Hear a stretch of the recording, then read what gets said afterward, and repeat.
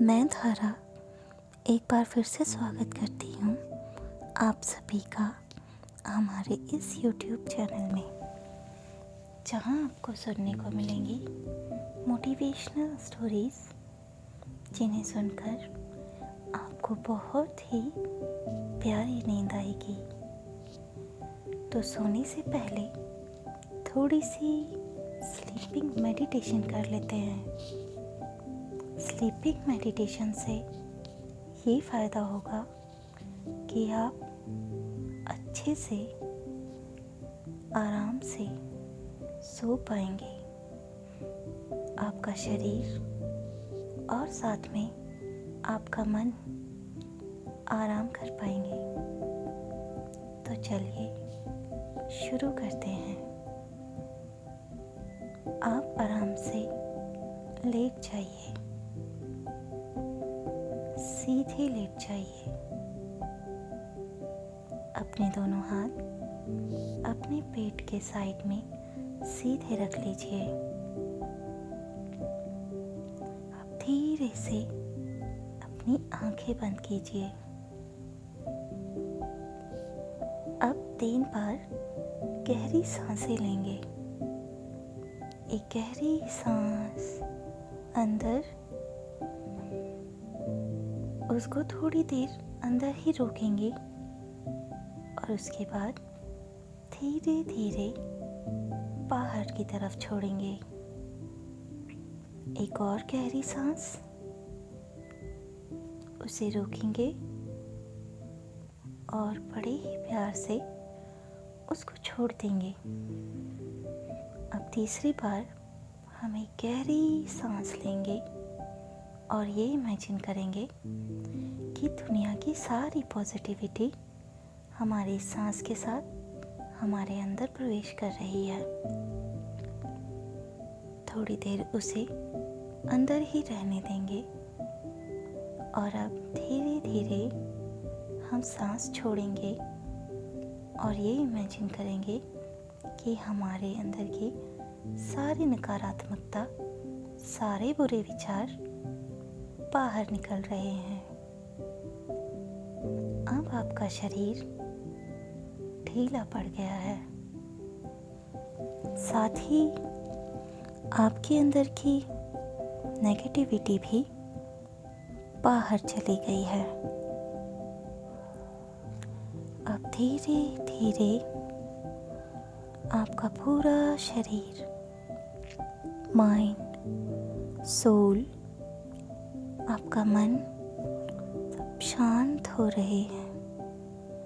आप रिलैक्स कर रहे हैं।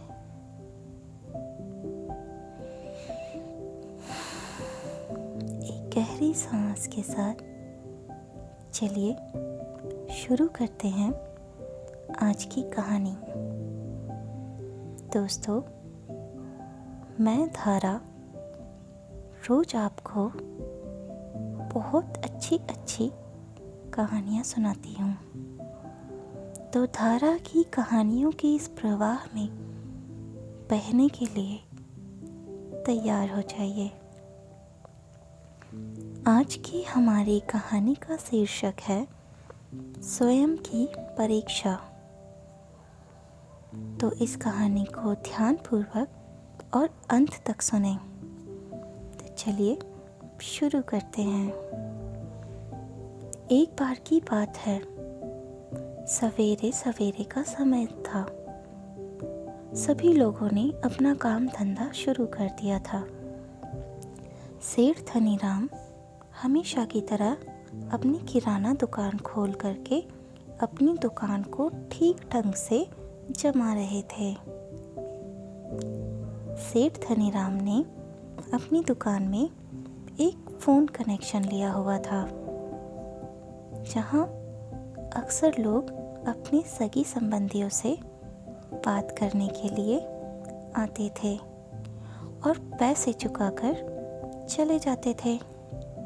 सेठ जी अपनी दुकान में रखे सामान को व्यवस्थित ही कर रहे थे कि अचानक 20-22 उम्र का एक युवक उनकी दुकान पर आता है।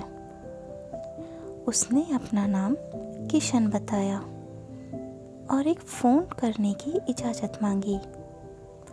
किशन ने फ़ोन गांव के ही जमींदार को लगाया और कुछ इस तरीके से बात हुई।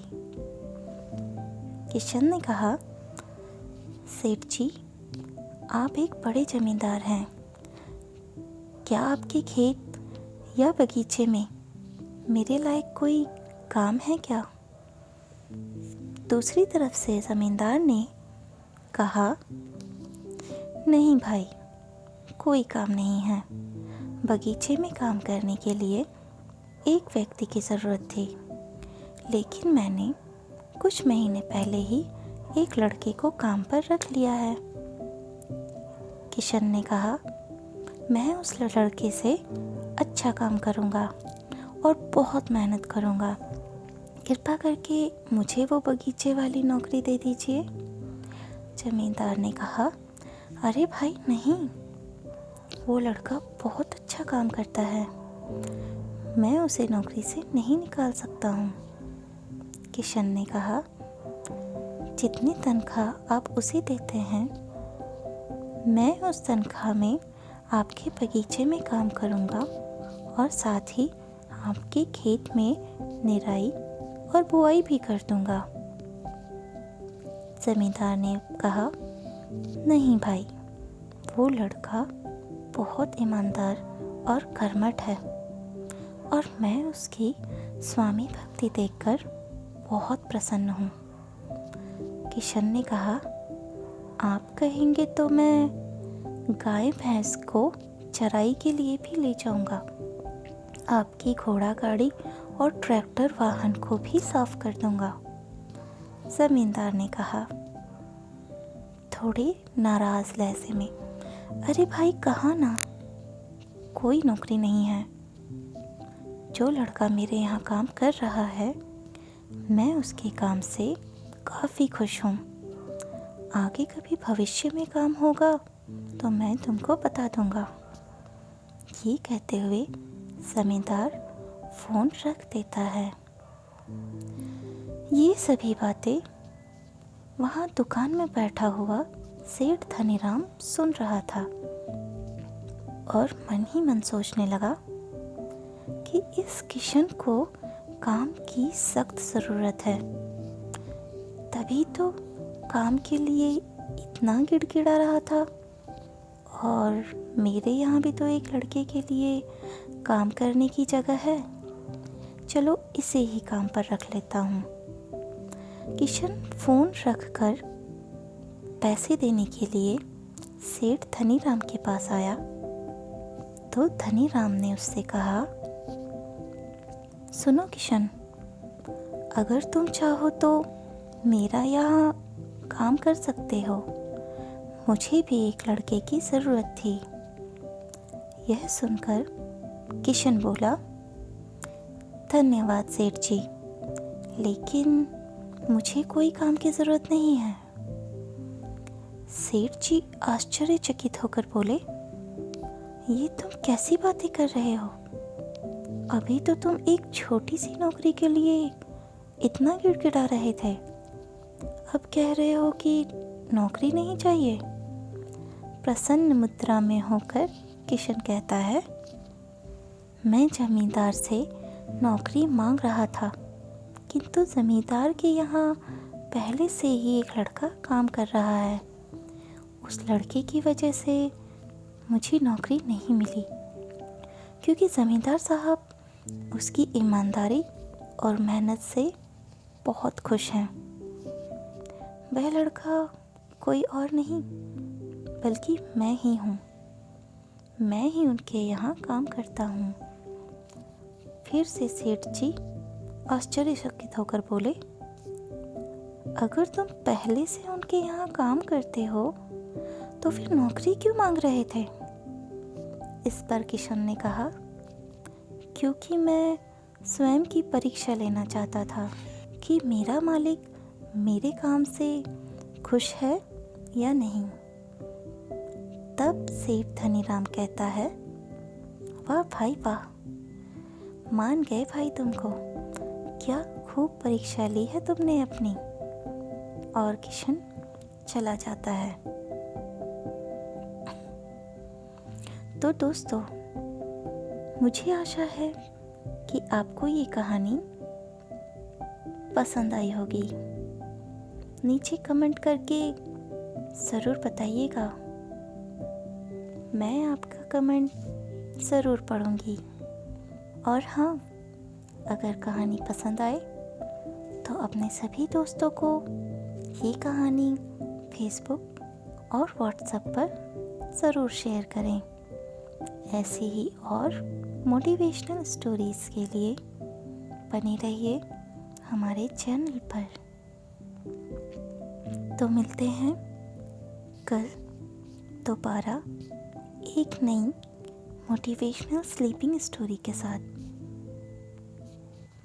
तो दोस्तों, अब न केवल आपका मन शांत है, बल्कि इस कहानी से प्रसन्न भी है। अब आपकी पूरी बॉडी, आपका माइंड खुशी महसूस कर रहा है। आपको धीरे धीरे गहरी नींद आ रही है। आप नींद के सागर में उतर रहे हैं, उतर रहे हैं, उतर रहे हैं। Good night. Have a sweet dreams.